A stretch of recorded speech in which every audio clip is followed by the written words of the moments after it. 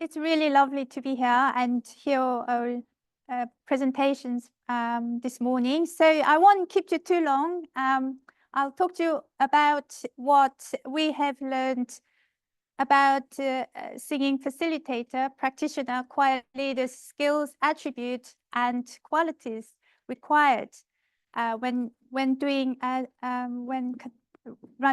singing group. So I'm from University of Derby. You see the turtle there. We love turtle, but we don't have a turtle in Derby, so I'm sorry. Next, please.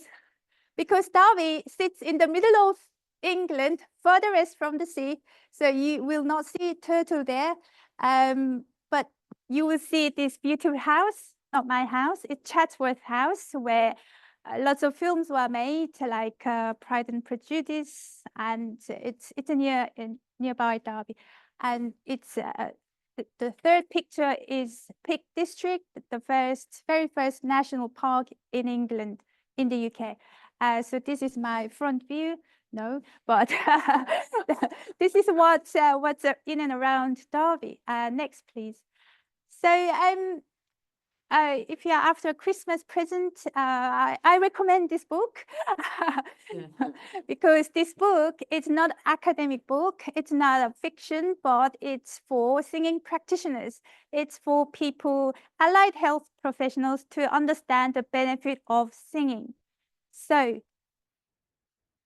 Christmas, Thanksgiving, I don't know. Do you do Thanksgiving here as well? I know nothing, sorry. So I'm saying this book summarizes research evidence, case studies, and suggestions for your group programs, how to incorporate those health benefits when you do singing groups with your singers. Next, please. Right, so I'm going to touch upon the facilitator skills, attributes, and knowledge. It's similar to what Kathy and Ala's doing currently, but what we did was a systematic review. Systematic review means you collect all published papers and pull things together to learn what research has found so far. So next, please. This systematic review is a result of our funded project, mental health inclusive singing project I did with these wonderful people in England. Next, please. To address the how do we promote mental well-being and health through group singing, we adopted 5 ways to mental well-being. I don't know whether you do this in Canada, but in the UK, to encourage people to eat more vegetable and fruit, they say 5 portions of fruit and vegetable every day. So this is similar to that. The 5 ways to mental well-being, and we cooperated these 5 aspects in our group singing programs. The next, please. As a result, we developed a toolkit. Again, this is for singing practitioners, group leaders, choir conductors to learn how to do group singing program to support the singer's mental well-being. Okay, this is free. You can download from our website. Next, please. So systematic review, as I mentioned, is pulling together the research paper. So we did that through looking at major databases, and we looked at peer-reviewed, so academic papers, talking about singing facilitators' skills. And we found 18 papers that included in our analysis. Again, this is not numeric types of data, so we synthesized what research paper have said. So next, please. And then we put those data into 2 groups. So we found there are some things all about music related. Of course, we are singing. And the second bit is all about group facilitation. So as Kathy mentioned, choral directors or singing group practitioners, they are multitasking really, from organizing the group session to, I don't know, making tea, cups and teas and baking biscuits. So But interestingly, there are more data about group facilitation than music related. Next, please. So first, I'll present what the papers have said the required musical skills for a singing practitioner. Oh, I must also mention that this is in the context of community singing. It's not professional choirs. It's not music therapy choir singing, but this is community-based singing for including health conditions and including just non-singers, amateur singers, yeah? And in that, papers have said choir leaders should have musical competency, but that's to adapt their musical competency to singers' learning pace, to singers' needs, yeah? Because you obviously have a diverse singers in your group. And also, research have said that the choir leaders are role model. Your singers copy you. Your singers look up to you. Yeah. And they talked about reflective practice teaching, but in a way, very supportive way. As you can imagine, it's not non-professional choir, so you would be more gentle with them, really. Next, please. So as I mentioned, apologies about these busy slides, but as I mentioned, there are loads data about group facilitation related aspects. Well, so we put the similar data together and synthesized what research have found so far. The first, leadership. Of course, you are leading a group, but in terms of leadership, they want you to be flexible, they want you to be consistent, they want you to set rules. So it's not an easy task. And then second, they want you to be also a warm person. They don't want you to be a strict dictator telling you that was a wrong note there, or you shouldn't have a taken breath there. So so they want you to be warm, welcoming, kind, and understanding, and empathetic, and so on. Yeah. Plus, sense of humor is mentioned as well. Yeah. Interesting. Everybody's eyebrows going. Right. Leadership qualities, as I mentioned, and communication skills. Another very important soft skill for a singing practitioner to have. Interactions, giving feedback. In many ways, communication is really the core of singing practice. So personal good communication skills are required. And also we realized, Kathy mentioned a bit as well, this is very important work. However, there isn't training for singing practitioners to learn this craft. As you said, Anna, they need to know about the condition, they need to know what's safe, how to sing safely for this group of people. They also need to have loads of group facilitation leadership skills rather than their own playing music or singing skills. Yeah. So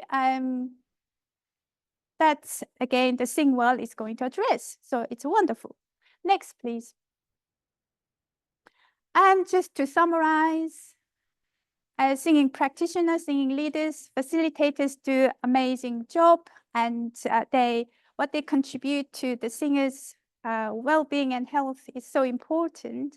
Therefore, they also need more training. They need to know a particular knowledge, and they need to have ongoing support as well as training. Yeah,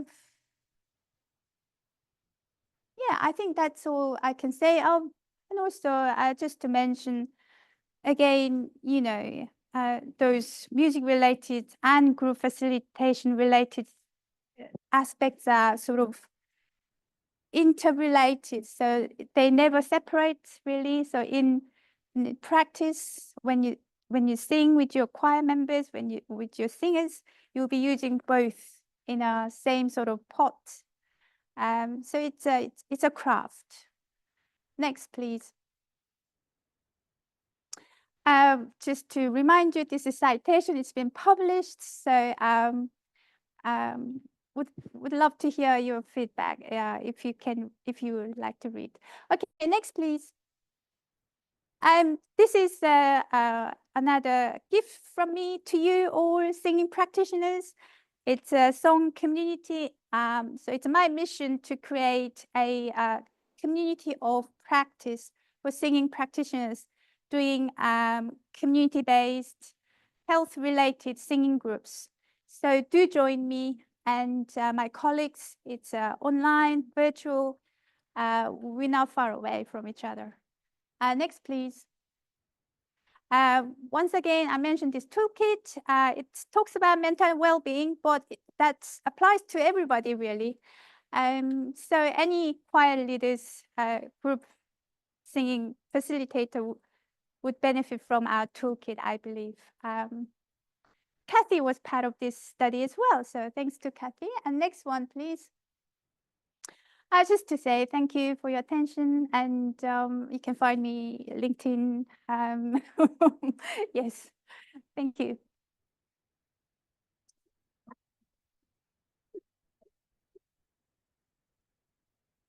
Thanks so much, Yoon.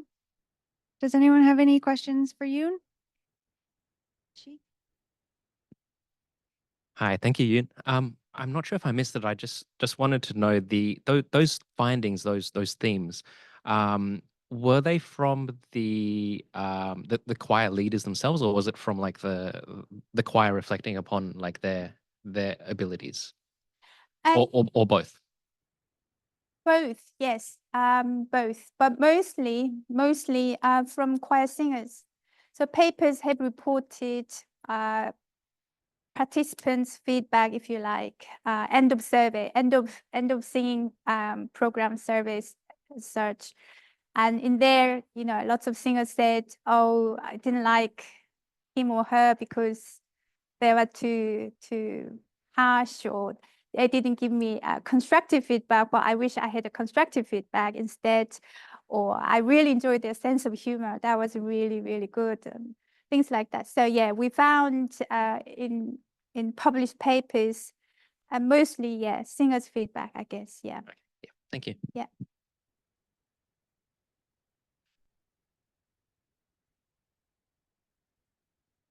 Any other questions? I have a question. I'm going to get to you right after. Yeah. Thanks. I was wondering if in your systematic review or in your discussion about your data, you found probably similarities, but did you find differences in other community group facilitator work? You know, not about music, but did you find differences that would be specific to singing, community singing groups? Yeah, so thank you, Anna. If I understand correctly your question, so this systematic review was focused on singing facilitators, okay? But I am aware of just music program leaders' papers. So, for example, there are studies out there teach music, playing musical instrument, for example, to older age adults, part of health and well-being project. Yeah, in those papers, I did see similar aspects. For example, having sense of humor and being supportive person, having those nice warm quality and communication skills, they are always mentioned there. So it's all related to group facilitation. You are leading a group of diverse people, diverse ability, diverse background, diverse preferences. You know, you can't never please everybody, but so you are dealing with you know, diverse people, just that. So yeah, there are some similarities with other group activities, but I'm not aware other than music, singing. Yeah. Did I answer your question? Okay, cool. Hi, Yoon. My question was, where can I find, or is there a place where I can find like the details that you had in your presentation, like when like when that slide came up and it had 400 words on it? Is that like on your website, or because that was very interesting about it. Really, pinpointed all the qualities that Yeah. would make a successful leader. Yeah, it's in our paper. It's in our published paper. Okay. Yeah. I can share the link to find the paper. Is that okay? That'd be great. Yeah, yeah. Thank you. You're welcome. With sharing slides to the attendees after. Yeah, of course. Yeah. Absolutely, yeah. Any other questions? Okay, last question from the internet. Okay, so we have a question from Ellen Bernstein. She says, thank you for your resources. Of your 18 studies, how many included health conditions? Which conditions? Sorry. Oh, sorry. Of your 18 studies, how many included health conditions? Which conditions? Okay. So it's been a while, I confess. There was a lung health study. There was a mental health study. There was a paper called Singing with Non-Singers. So that's not health condition. So, there was a paper about Parkinson as well. So I would say perhaps half of those 18 papers are related to health conditions. Yeah. Yeah. Okay, thank you so much. Thank you.